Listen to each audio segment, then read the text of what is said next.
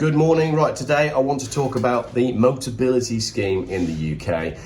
Firstly, if you have experience with the MOTABILITY scheme, good or bad, please email me, geoffbuyscars@gmail.com. If you don't know what I'm on about, then the MOTABILITY scheme is essentially, it's actually the UK's biggest car fleet, and it's one of the UK's biggest buyers of cars. It's a scheme whereby if you have a disability or if you qualify for mobility needs, they can get you in it's not a free car, but it's like a subsidised car where you get certain help with the government to pay for your transport. Now, in the old days, the old days, in the UK, we had InvaCars, invalid carriages, where if you were disabled, you'd be running around in a fiberglass three-wheeler, but they basically became socially unacceptable. So now we have MOTABILITY instead. And MOTABILITY have been buying quite a lot of EVs and putting people in EVs, and I'm not sure that's a good idea. And I also think, as I said in a video the other day, I think this is connected to more cars crashing in car parks and going through shop fronts. And we'll get onto that in a minute, because MOTABILITY is putting people in Ferrari F40s. I'll explain that in a sec. Right, at the end of this video, you can see Lee the Macmaster's interview with two people who shouldn't really be driving EVs but have been pushed into them by MOTABILITY. For now, what MOTABILITY say on their website is electric cars are the future and can be exciting. We'll help you discover whether they're right for you and support you every step of the way. As the automotive industry switches to electric, now is a great time to think about getting one. So that is the headline from MOTABILITY. But I've had a couple of people contact me to say other things. So let's look at this. Someone says, I can confirm that nearly 18 months ago, I had a conversation with one of MOTABILITY's managers, and he said to me, MOTABILITY doesn't really want to be pushing EVs onto people as they are aware of the unsuitability for many of their clients. At that point, they were running at around 60% of EVs on contract being terminated early as clients found them unsuitable. So, MOTABILITY are providing EVs to people, but 60% of those people return the car before the end of the contract because it's just not working for them. And I don't think anybody's talked about that before. The reason MOTABILITY is pushing it so heavily is the government's corporate fleet emissions targets. MOTABILITY, as I said, is the largest fleet operator in the UK with 600,000 vehicles on its books. They are very much at the moment in a catch-22 situation where the government is forcing them to push vehicles on their clients which they know are unsuitable because they've got to hit the emissions targets. The bottom line is they need to be exempt from these targets. And then I got to thinking about this thing the other day where an electric Volvo EX30 accelerated across a car park and basically mounted a Mini and a number of other cars. There's been another one that I've seen where a Skoda electric Enyaq, I mean they must weigh about 25 tons, went through a shop front, right? I've said before, these electric cars have instant torque and instant acceleration. Let's just put that into context. If you think about the Volvo EX30, the electric one, there's two options. There's a twin motor and there's a single motor. Now, the single motor Volvo EX30, which as we've just learnt, is being provided to people with MOTABILITY, possibly disability issues, can do 0 to 60 miles an hour in 5.1 seconds. That's the single motor one, all right? So you put your foot on the gas, well not the gas, you put your foot on the switch, that car hits 60 miles an hour with an automatic gearbox, and all you gotta do is hang on, and it'll hit 60 in 5.1 seconds. For context, a Ferrari Testarossa, right, with a manual gearbox, with a professional driver who knows how to shift gears at the optimum time, can only do 0 to 60 in 5.2 seconds.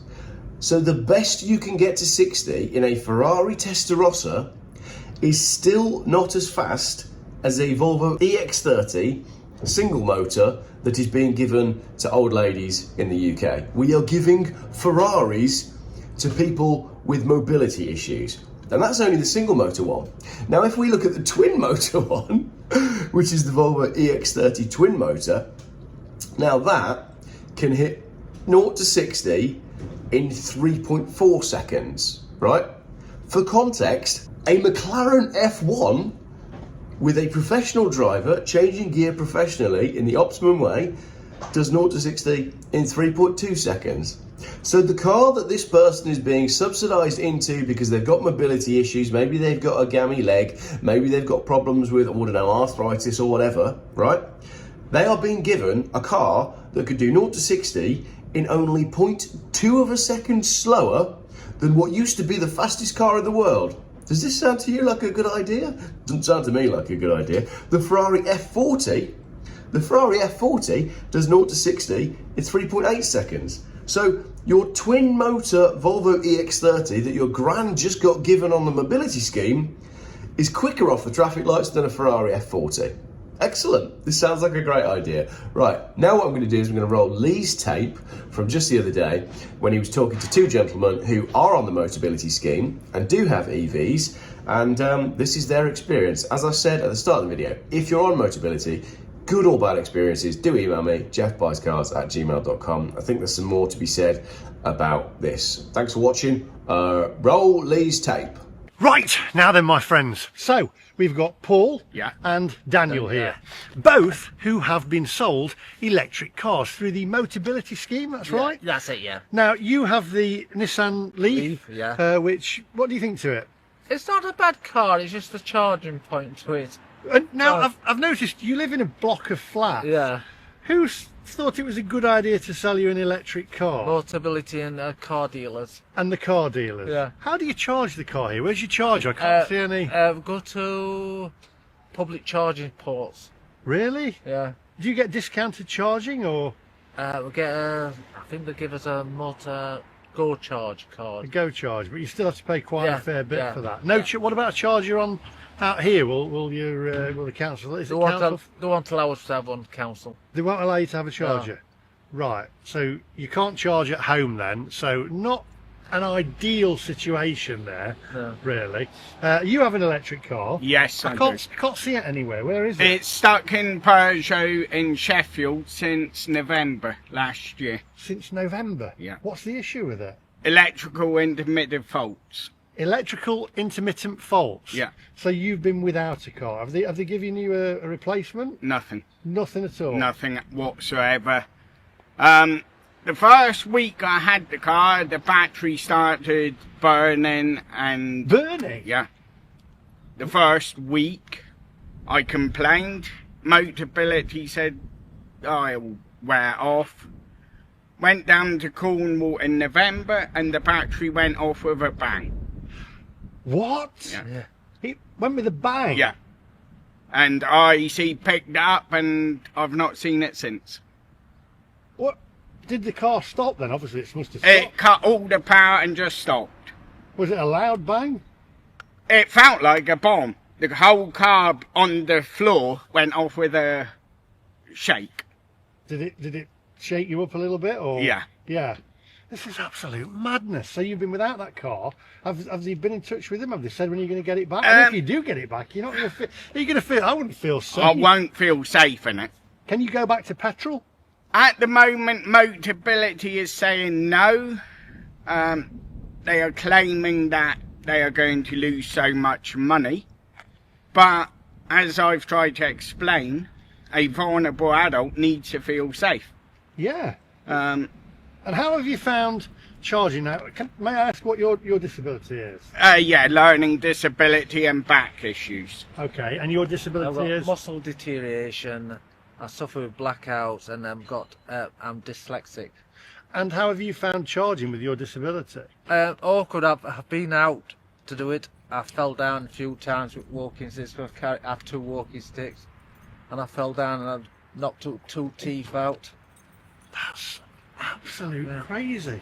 And do you think it stress you out when you're charging? It does stress me out. If I've got no one with me, I'd have to do it on my own, because the care I'll go with, they don't like doing it. Right. So I have to do it myself to get it in, put it in. It's absolute madness. And also range-wise, what range do you get out of the Leaf? 170, isn't it? In the summer, in the winter, could be down to about 100 miles. 100 miles? Yeah. Yeah. So you're having to charge every 100 miles. Yeah. So you've got this stress every 100 miles. Yeah. So you've got this anxiety every 100 miles. Yeah. Would you go back to petrol? Yes, I wouldn't mind going back to petrol. I've had a few petrol cars, but they said I have to have electric car. They wanted to use me as a guinea pig. Right, that's all right. Use you as a guinea pig. Yeah. That sounds great. Doesn't it? What is it costing you really, roughly just roughly to charge your electric car per month? Can up to 50 quid, something like that. 50 quid, and it was less than that when you was in petrol? Yeah. A lot less in petrol. Yeah. Is it costing you more on monthly payments for your electric car? It keeps going up every time I get more money on door for MOTABILITY. They take more money out. They take more money out for the car? Yeah. That's crazy. Have you actually been back in touch with them to say that you want to go back into petrol? I've told them, but they said that I have to pay to come out. You have to pay to come out of it. Yeah. And when you went, explain to me with the MOTABILITY scheme, how do you go about getting a car through MOTABILITY? I don't know. So. When you're on PIP, there's two components. There's a What's PIP? Personal independent. Right, yeah. You get a living allowance and you get MOTABILITY. So MOTABILITY, you can go to a car dealer to try to pick a car what you want. Yeah. When you find it, they pay for it, and then you pick the car up when it's ready for you. Right. And who was the people that actually tried to, was it MOTABILITY or was it the motor dealer that tried to get you into an electric car? He had to get me into both of them, but the dealer had to make it because he loses £20,000 if they don't get rid of electric car into MOTABILITY. And did you tell them that you lived in a block of flats? He said, we can't do that, but we've got to get people into electric cars. Even though you told him he was living in a block of flats? And he delivered it. And he delivered it. He delivered the car? Yeah, and he saw flats. And he could see that you live in Yeah. This doesn't make any sense. This is what I'm saying. I'm trying to tell people about electric cars. Yeah. You saw my video online. You saw the stress. Yeah. This morning I was telling the viewers, I was on the motorway. It went down from 10% down to 5 like that. And I thought, and I started panicking. Yeah. And then it gives you anxiety, added stress and anxiety. And I'm thinking, I'm on a motorway that's a smart motorway or a dumb motorway, as I like to call them. Yeah. And I'm thinking, if I run out of charging, it just is another 5. You know, like it did then. Then you're going to be in a live motorway lane with no charge and a car that you can't really move because they're that heavy. It's complete and utter madness. So you're left without a car. You're left with a car that you can't really find it easy to charge. No. The cables, I've said before, some of them are really heavy, heavier than others. And you've got your walking sticks there. How do you manage it? I sometimes have to put one walking stick against the car, and I try to pull it on. It one day it dragged me over the finger and knocked 2 of my teeth out. It's knocked 2 of your teeth out. Yeah. You've lost 2 of your teeth down to charging your electric car. Yeah. This is not made up. This is not made up. No, it's not made up. So you tripped up over the cable and knocked 2 of your teeth out. Right. Do me a favour out there, hit the subscribe button, share this video, let's show the true reality. I drive around in my electric car whinging about it and people say, oh, you know, you really like it. They drive all right, you know, the talk, but the actual reality on a day-to-day basis, they do not work, and the governments are pushing us into driving these electric cars, and it's all right, able-bodied people like myself find them stressful enough, but people like these gentlemen here who have disabilities, it's an absolute nightmare on a day-to-day basis. It's crazy, isn't it? So you're without a car. Yeah. You must no idea when you're going to get it back. At the moment, I've got estimated date of April. April, right? So that'll have been how many months then without it? What, 5? Was it 5 months or so? 5 months without a car, and that's unbelievable. And now you've obviously got a car that you can actually share here. But if you were on your own, you'd have no car and you'd be stranded. And it's not just people with disabilities. Think about the elderly as well that are with electric cars. I mean, my mother, when elderly, she had a car and it was her lifeline. But take that away from us and give us electric cars. It's about, in my opinion, freedom of movement. Really hope thanks for inviting me down today. Yeah, that's fine. And Peugeot, pull your finger out, will you, and give this guy his car back. In fact, give him a new car, get rid of the other one, and give him a new car. It's obviously the batteries that we're having to replace. Yeah. It's crazy. It's dangerous for someone that suffers with anxiety. Yeah. It's an added stress before you leave home. Are you going to find a charger that works? If so, how much? Have you ever been to a charger? Like this morning I went to one, just to bear with us there. I went to one and it didn't work, so I had to get back in my car again, which for me is fairly easy. I can jump in, move the car, you know, and zip it back in. But for yourself, have you ever found a charger that doesn't work and you've had to... I've been down to the Laston Summer Wine Country. Oh yeah, home first. Yeah, I went down there and the charger didn't work because she didn't like the charger, so she brought it on 1% battery, and I had to stay there all night. You had to stay all night? Yeah, because I couldn't get out. For the IC? RAC to come out and get her out, to take her to a charging point. You had to stay in your car? Yeah. All night? Yeah. Because you had 1% battery? Yeah, Was it summer or winter? It was winter, wasn't it? Yeah, it's when you had all that snow, All that on snow, the yeah. ground. Yeah. And I do no eating in car. So you're stuck in your car. Listen, this is not made up, my friends. This is the reality, the true reality on a day-to-day basis of EV ownership. And the evangelists have laughed at me and, you know, I've taken abuse from evangelists. But now, anybody else out there who's had any issues with electric cars, let me know and come and have your say on my channel. And let's put an end to this absolute madness. Do you think electric cars are the future? No. No. No, I don't think so. 100% not. If I could go back to petrol or diesel, I would go back to it straight away. Just fill up, on your way, yeah. job done. Yeah. It's crazy. Thank you very much for your time. It's been an absolute pleasure meeting you both. Yeah. And I'll say one more time, Peugeot, sort this guy's car out, or I'm coming for you. Thanks for watching. I'll see you guys in the next one. Do hit the subscribe button, click the little bell for notifications, share this video far and wide globally, because not just me that's telling you electric cars that don't work. I'm actually now showing you out in the public of people here like these two gentlemen where it doesn't work and we're being pushed into something that really is just not the future. Thanks for watching, and I'll see you guys in the next one. Bye bye. Just a little outro. You went to Cornwall in your electric car when the battery exploded. Yeah. Right. How long does it normally take you to get down there? About 7 hours. How long did it take you? 14. So twice the amount of time. Twice the amount of time. I think. And this is called the future. No way. I think that says it all.